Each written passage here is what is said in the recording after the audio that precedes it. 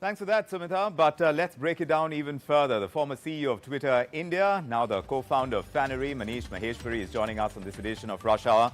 Great to have you with us. Do tell us, from your perspective, as far as Elon Musk is concerned, he says he's not very impressed with Threads. But when you make that comparison from a user perspective, considering that Twitter has had this enormous head start over Threads, how do you think the two compare from a user perspective? Yeah, so first of all, I think the timing is perfect. I think Twitter at this point is quite distracted, and also out of its own choice, Twitter is focusing a lot more on monetization and revenue. So clearly the goal of user growth and user experience and the whole goal of reaching more and more user, that has come on the sideline. So I think at this point in time, Meta launching Thread is quite a good timing. Now, in terms of comparison, right? So I've been trying this for the last couple of hours. So one thing that really hits you is how simple it is to set up. If you're an Instagram user, in a few clicks, you can get going. And that is no surprise that more than 10 million people have started using it, because the sign up process is quite easy for Instagram users. So they do have a head start. Now, the downside or the shadow of this whole integration is that context does matter. When you are on Instagram, you are a visual person, you are posting a picture, and maybe you're putting a caption, but the picture is the primary thing. And then when you go to Thread, immediately you have to switch context. So clearly people who have joined via Instagram, they will have to switch context. And the other thing also would be that it's not just about how many people have joined. How do you really instigate conversation and talk about difficult topics? And how do you make everything sort of, real-time breaking so that people have interest in going back and providing their opinion and comments, something that Twitter does really well. So the question here would be, how soon can we see journalists breaking their stories on Twitter, and how does that conversation starts growing? So I think that's how I compare it. But overall, it does provide it's a serious threat to Twitter at this point in time. And the other cool part about this is that they're talking about interoperability or open network. So Thread would be one of the server on which you can get started, but then any other person can also have their own server in a very decentralized fashion, and the two can talk to each other, and you can share and sort of have easy transfer of conversation between these two. So that would be something very interesting, because it does have implications on how existing social networks operate versus the whole move is moving towards a decentralized network, which is where this one is. So let me pause there. Manish, because there are points plenty. Tell us, when Meta decides to piggyback on the success of an Instagram and perhaps to create this integrated network of sorts, is that a strategy that would work in today's context? Because as far as volumes go in terms of subscriptions, etc., it needs to work in Meta's favor, doesn't it? See, it does give them a head start, right? So that is a clear advantage, but that is not a sufficient condition. Don't forget that, many years ago, Google started something called Google Plus to compete with Facebook in those days. But that was not successful despite the size and the might of Google.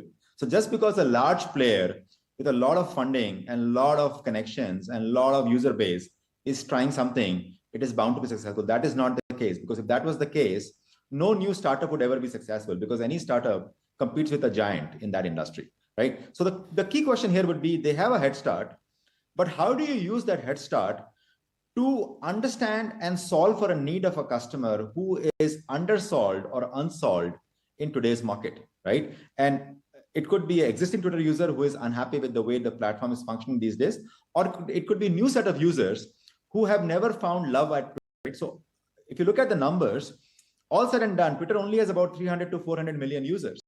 Now, Instagram has more than 1 billion users. So clearly we are talking about an order of magnitude more.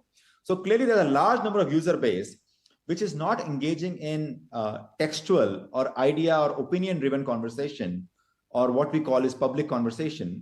So if this can make inroads into that new segment and new category, there is a huge market for them, but they have to get the fitment right. And just because Meta is doing it doesn't mean the fitment would be there. Clearly they have an advantage, but they will have to exploit the advantage and build upon it to solve for the user need. Manish, what about revenue generation? Because Twitter boss Elon Musk has had his own struggles after he's come on. And of course, as far as revenue generation is concerned for an app of this nature, despite the deep pockets that Meta has, this is going to be a tall order right now at this point. How do you see that panning out? I don't think they will focus on revenue on Thread at this point in time. My sense here would be that they would focus on getting it to a 1 billion user mark.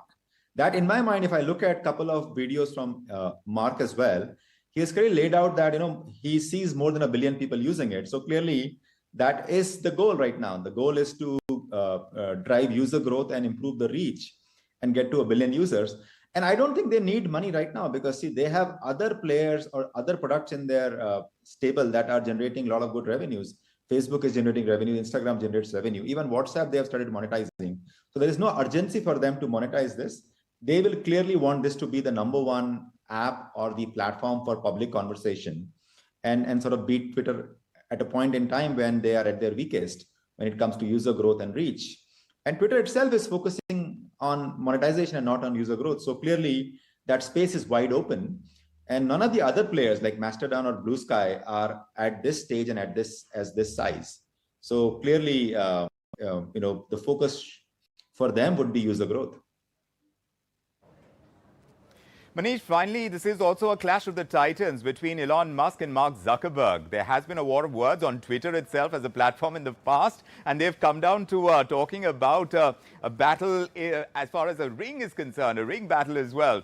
So actually getting physical. But this is some kind of success or failure that is going to be played out between Twitter and Threads as well. How do you think the personalities are going to determine the success or failure of their respective brands?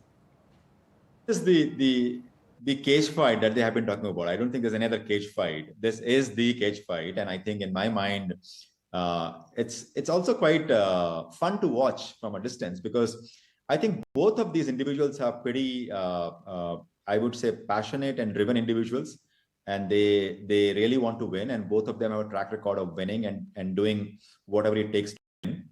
So this is going to be a very interesting game that will play out. I think I feel that Mark is quite smart in this situation, and Elon has been distracted. So it might cause Elon to start getting more focused on Twitter and its user growth than he has been in the past. That could be a reaction from him. But my view would be, I am quite surprised with the quality and the timing as well as the way this has launched.